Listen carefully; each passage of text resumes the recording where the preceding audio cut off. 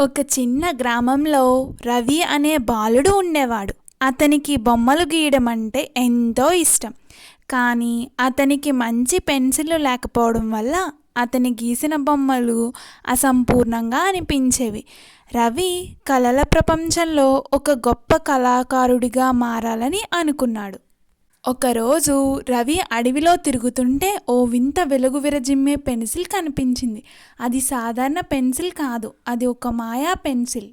రవి సంతోషంగా ఆ పెన్సిల్తో బొమ్మలు గీయడం మొదలుపెట్టాడు. అతను ఓ చిన్న మామిడి పండు గీశాడు. అద్భుతం! అది నిజమైన మామిడి పండుగా మారిపోయింది. రవి తన పెన్సిల్ శక్తిని తెలుసుకున్నాక దాన్ని మంచి పనికి ఉపయోగించాలని అనుకున్నాడు. నీరు లేని ఊరికి చెరువు గీశాడు. అదొక పెద్ద చెరువుగా మారిపోయింది. పిల్లలు రవిని చూస్తూ ఆశ్చర్యపోయారు. రవి అన్న, మాకు పాలు కావాలి అని అడిగారు. వెంటనే రవి ఒక గ్లాసు పాలు గీసి పెట్టాడు. పిల్లలు పాలను తాగుతూ ఆనందపడ్డారు.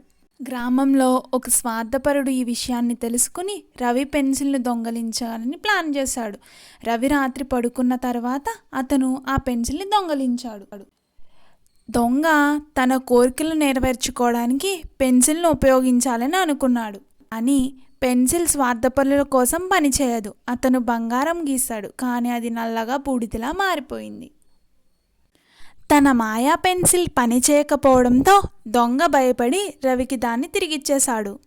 రవి తన మాయా పెన్సిల్తో ఊరి కోసం మరింత మంచి పనులు చేశాడు. ఊరిలో అందరికీ ఇల్లు గీశాడు. అవి నిజమైన ఇల్లులా మారిపోయాయి.